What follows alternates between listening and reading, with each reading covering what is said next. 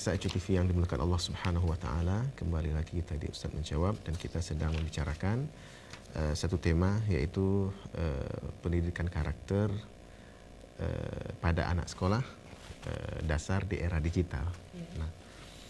Nah, jadi memang tadi juga sempat terpotong karena jeda iklan ya. Berkaitan misalnya kita perlu penjelasan peran-peran pemerintah nih untuk menumbuh kembangkan minat baca di masyarakat. Apakah pustaka-pustaka keliling itu sudah efektif dalam upaya penumbuhan minat baca masyarakat itu?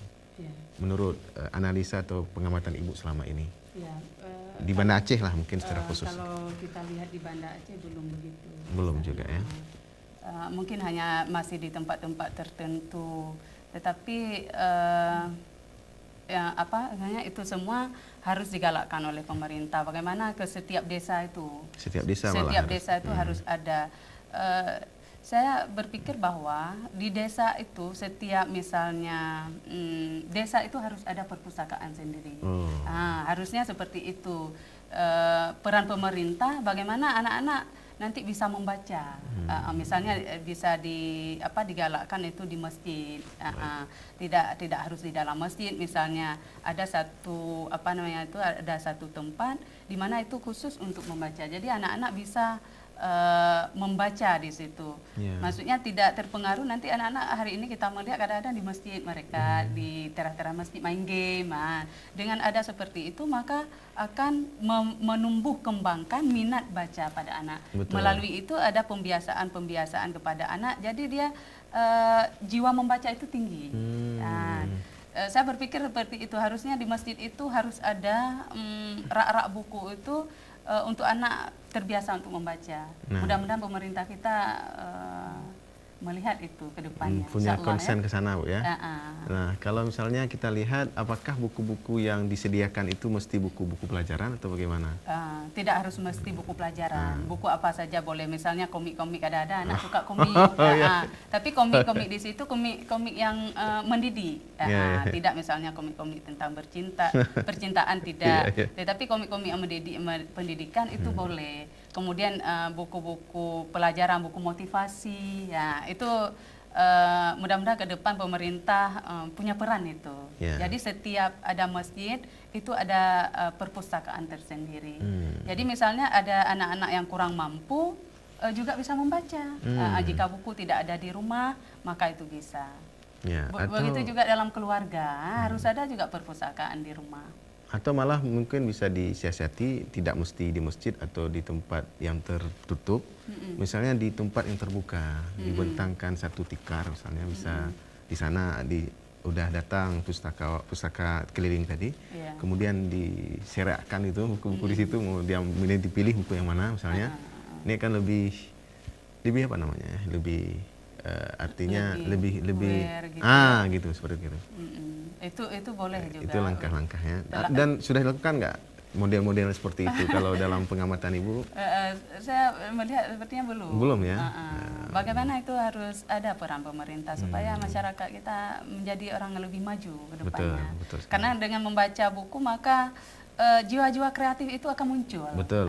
Dari yang tidak tahu menjadi tahu, dari yang tidak bisa menjadi bisa. Dari kita mungkin ada suatu masalah-masalah dalam kehidupan kita, dengan membaca buku, ternyata ini yang saya cari-cari dulu mungkin. Nah, itu akan terjawab ketika kita membaca buku. Sangat penting sekali Ustaz, supaya Aceh ini maju. Baik, mungkin sedikit perlu juga dijelaskan berkaitan dengan beberapa istilah yang sudah populer sebelumnya, sebelum pendidikan karakter itu kan ada etika, ada moral, ada akhlak. Nah, yang belakangan ini pendidikan karakter itu apa perbedaan masing-masing itu? Iya, kalau ada perbedaannya. Etika yaitu berbicara mengenai perilaku dalam masyarakat, kemudian moral juga berbicara perilaku, akhlak yaitu tindakan, kemudian proses tindakan dan hasil. Begitu juga kita melihat daripada pendidikan karakter. Berbicara pendidikan karakter di sini adalah berbicara tidak hanya benar salah, tetapi wujudnya adalah lebih kepada wujud praktek itu sendiri. Artinya kita tidak misalnya belajar kejujuran misalnya di sekolah, tidak hanya belajar daripada teori, tetapi bagaimana kejujuran itu diaplikasikan dalam kehidupan sehari-hari. Nah, bagaimana jujur, misalnya jujur dalam berbicara, jujur dalam berpendapat, itu semua diaplikasikan dalam kehidupan sehari-hari. Itu pendidikan karakter. Jadi pembahasannya itu tidak hanya menyangkut benar salah, tetapi lebih luas, lebih kepada aplikasi itu sendiri, implementasi daripada pendidikan karakter itu sendiri. Iya. Ya, itu saya. Baik, jadi bukan hanya right and wrong saja ya, Iya. benar salah, tapi Iya. yang benar itu bisa lakukan, yang salah itu bisa ditinggalkan. Iya, Seperti itu benar. ya. Saya terkait dengan itu juga teringat dengan satu ungkapan dari seorang ulama ya, dan ini juga disebutkan oleh Imam Al-Ghazali dalam kitab Ihya Ulumuddin. Araftu syarra la lisyarri walakin lituwaqihi wa man lam ya'rifi syarra minan nas yaqa' fihi. Jadi saya mengenal kejahatan bukan untuk buat jahat, tapi agar saya terhindar dari kejahatan itu. Siapa yang tidak mengenal kejahatan, maka dia akan jatuh kepada kejahatan itu. Nah, tentu memang dua-dua sisi itu harus kita ketahui. Yang baik kemudian dilakukan, yang jahat kemudian ditinggalkan. Nah, baik, mungkin perlu disampaikan juga, pendidikan karakter ini kapan mulai dicanangkan atau dipopulerkan oleh siapa dan seterusnya, dari sisi sejarahnya bagaimana? Kalau kita lihat pendidikan karakter ini, yaitu dibentuk pada masa kepemimpinan kalau di Indonesia ya, yaitu tertuang dalam kurikulum nasional pendidikan karakter. Pada masa Presiden Susilo Bambang Yudhoyono, yaitu Menteri Pendidikan Muhammad Nuh, Profesor Dr. Muhammad Nuh, di mana beliau melihat ya itu banyak permasalahan-permasalahan yang terjadi di negara kita, kemerosotan daripada karakter-karakter atau akhlak itu sendiri, sehingga pemerintah mengambil peran. Mengapa bangsa kita seperti ini perilaku-perilakunya, misalnya terjadinya tawuran pelajar, seharusnya pelajar itu dia tidak melakukan tawuran itu, tapi kenapa itu bisa terjadi? Berarti itu ada permasalahan dalam pendidikan kita. Maka pernah terjadi yaitu pada masa kepemimpinan Menteri Pendidikan Muhammad Nuh, ada seorang pelajar tingkat SMA di Jakarta. Pada waktu itu dia membunuh siswanya, kawannya. Bunuh kawannya pada saat tawuran pelajar. Kemudian datang daripada Menteri Pendidikan waktu itu, dia sudah di rumah sakit, ditanya, bagaimana perasaan kamu? Saya puas telah membunuh dia. Nah, itu adalah sebuah permasalahan yang besar, kemerosotan daripada karakter bangsa kita. Maka dari itu pendidikan karakter ini harus digalakkan di dalam kurikulum pendidikan nasional, yaitu pendidikan karakter, yaitu tahun 2013 ya, berarti mulai dari 2013 sampai sekarang. Sampai sekarang masih itu terus digayung oleh pendidik kita, dan itu sudah tertuang dalam kurikulum kita. Nah, baik, kalau dulu PMP itu udah masuk ke dalam pendidikan karakter? Kalau dilihat itu masuk. Masuk ya ke pendidikan karakter ya? Masuk. Tapi diistilahkan dengan kata-kata moral ya, belum bahasa karakter ya? Tapi sebenarnya udah masuk ke karakter itu ya? Kalau dulu di sekolah, waktu kita sekolah dulu ada P4. P4, betul. P4 itu bagaimana seorang siswa itu membentuk karakter dulu, dibentuk oleh guru pada saat dia sebelum proses pembelajaran. Itu penting sekali. Maka bangsa yang maju itu karena karakternya itu bagus. Seperti misalnya melihat di Jepang, saya melihat di televisi bahwa di Jepang itu untuk masuk ke dalam kelas saja cara untuk meletakkan sepatu itu diatur sedemikian rupa. Waktu keluar itu mudah sekali, mereka langsung pakai sepatu tetapi dengan serapi-rapinya. Kemudian anak-anak sekolah dasar di sana dibiasakan yaitu untuk selalu mengerjakan daripada pekerjaan itu sendiri.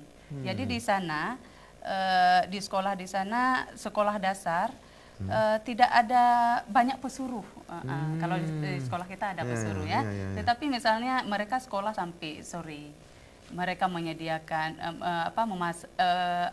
bukan memasak ya. Tetapi misalnya taruh nasi ke dalam piring itu sama-sama mereka kerjakan. Itu padahal anak masih sekolah dasar. itu adalah sesuatu yang harus dibiasakan, yang harus dibiasakan dalam kehidupan anak didik itu sendiri. Jadi pendidikan itu tidak hanya belajar teori, tetapi langsung berwujud kepada wujud praktek itu sendiri. Itu penting sekali. Nah, oke. Sekarang mungkin Ibu bisa bedakan atau antara dua lembaga pendidikan kita. Ini yang lingkup agama dulu ya kan?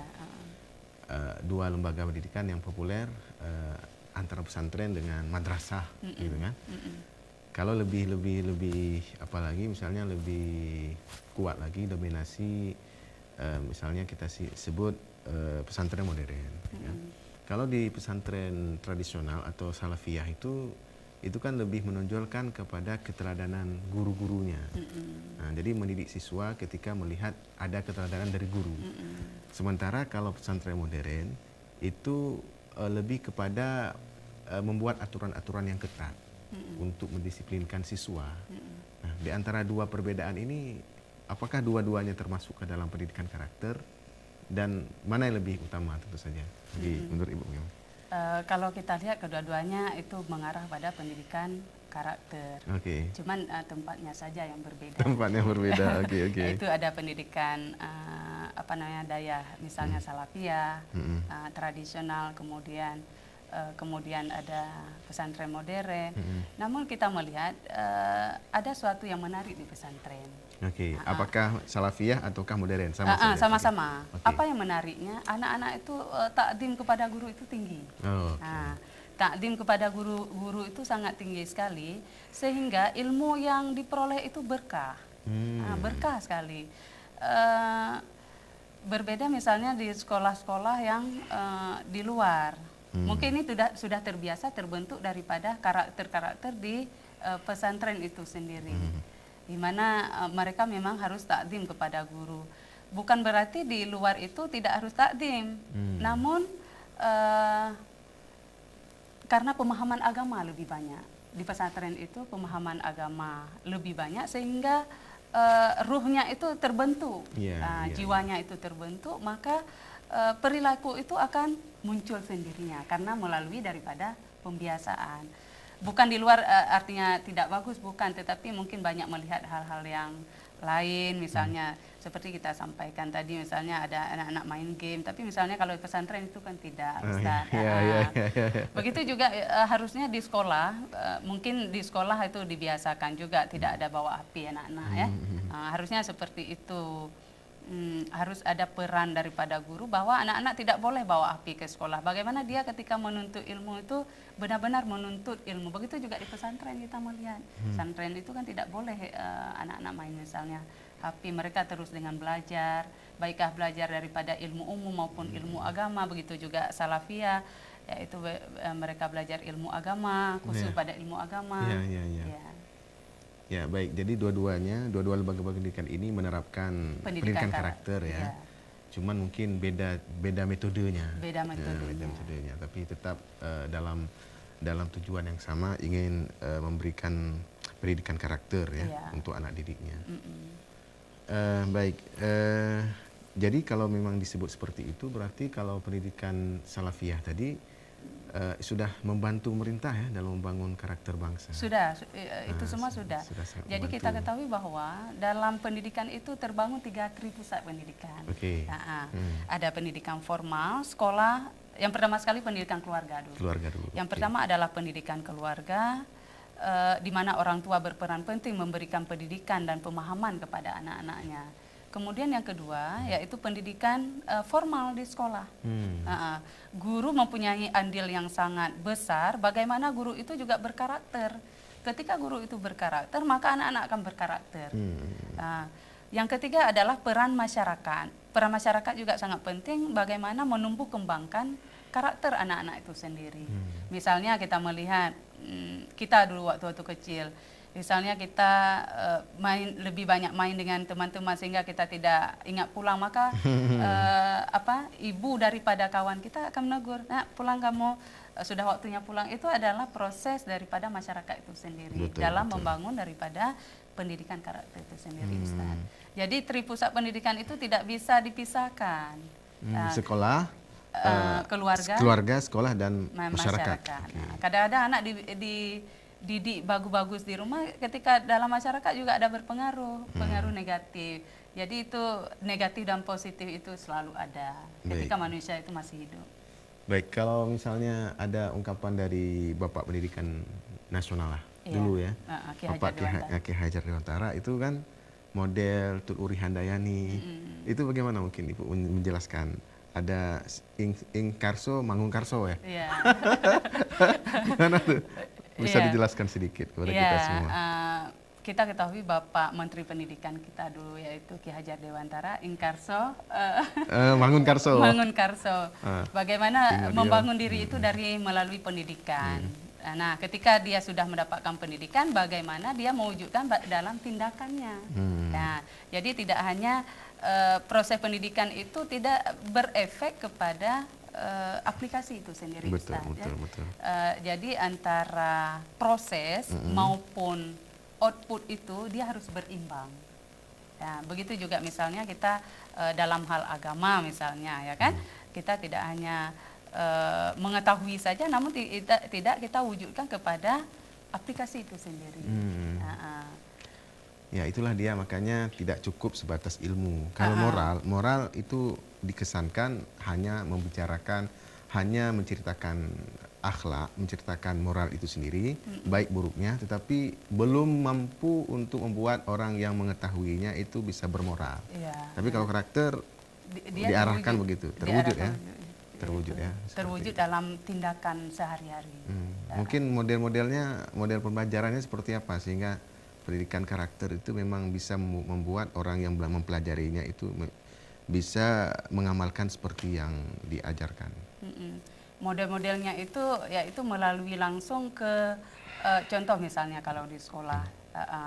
Jadi guru tidak hanya serta-merta memberikan terus misalnya ceramah, tetapi harus diwujudkan kepada anak-anak misalnya berdiskusi. Nah, apa pentingnya berdiskusi bagi anak? Yaitu dia ada kerjasama dengan orang lain, membangun kerjasama dengan orang lain.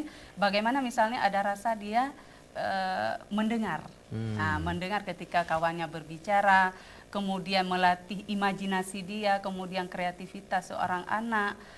Kemudian bekerja sama dengan teman-teman yang lain, mendengarkan temannya, itu harus dibentuk, yaitu model daripada misalnya inquiry. Inquiry artinya siswa itu harus menemukan sendiri. Beda dengan discovery, beda ya? Ada perbedaan, tapi tidak jauh-jauh antara inquiry, discovery itu nggak jauh-jauh sekali, Ustaz, perbedaannya, tetapi tetap menemukan. Jadi di situ kan melalui penugasan seperti itu, maka dia akan terjadinya pembiasaan.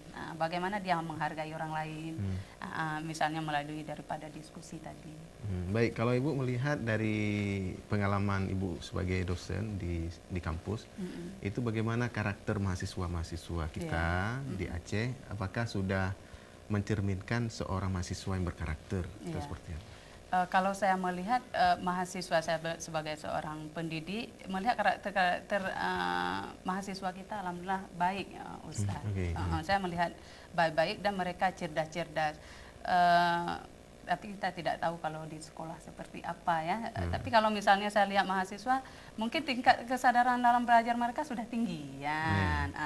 Maka di situ kita melihat pendidikan karakter itu harus dibentuk misalnya seperti tema kita hari ini dari sekolah dasar. Dari sekolah dasar. Kalau mahasiswa dia sudah tingkat belajarnya itu sudah tinggi, sudah ada kesadaran sendiri dalam belajar. Tapi kalau misalnya anak-anak sekolah ini masih labil, perlu sekali untuk dibentuk. Tapi kalau saya lihat perilaku mahasiswa kita, alhamdulillah baik karakternya, Ustaz. Mungkin ini juga peran-peran kampus UIN sendiri dalam upaya-upaya ingin membentuk karakter mahasiswa yang bagus.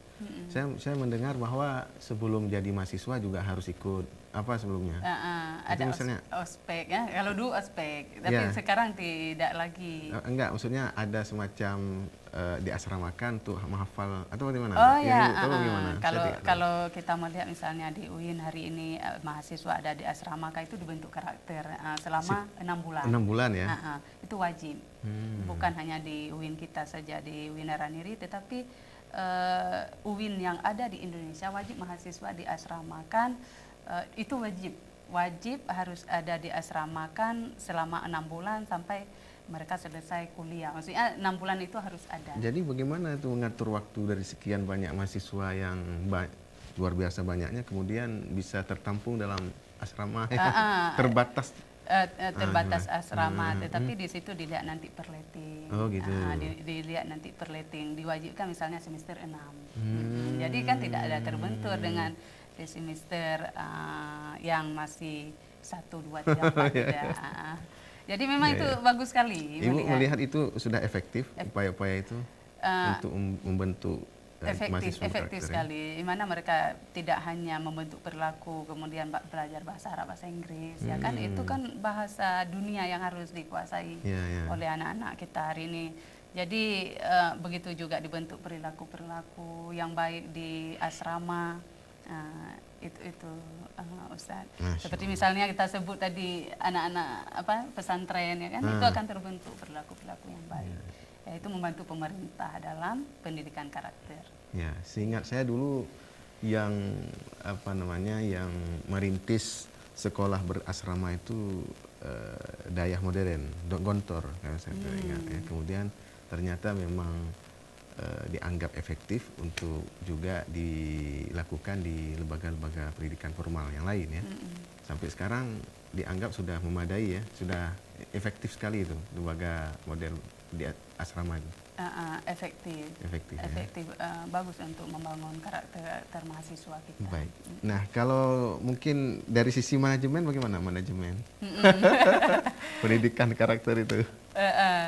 Nah, dari sisi manajemennya bagaimana pendidikan karakter itu harus dibentuk sedemikian rapi. Manajemennya seperti apa, ya kan? Manajemen pendidikan Islam kita seperti apa itu. Kenapa kadang-kadang pendidikan itu tidak maju-maju, dilihat juga dari sisi manajemennya seperti apa. Dilihat dari pendidiknya, kemudian dilihat anak didiknya, dilihat daripada administrasinya, itu harus terukur semua, harus SOP, standar operasional prosedur itu. Iya. Karena ada juga ungkapan dari Sayyidina Ali bin Abi Thalib, ya, tapi nanti kita jelaskan pada segmen terakhir. Kita ikuti dulu pesan-pesan berikut ini. Baik, Ustaz.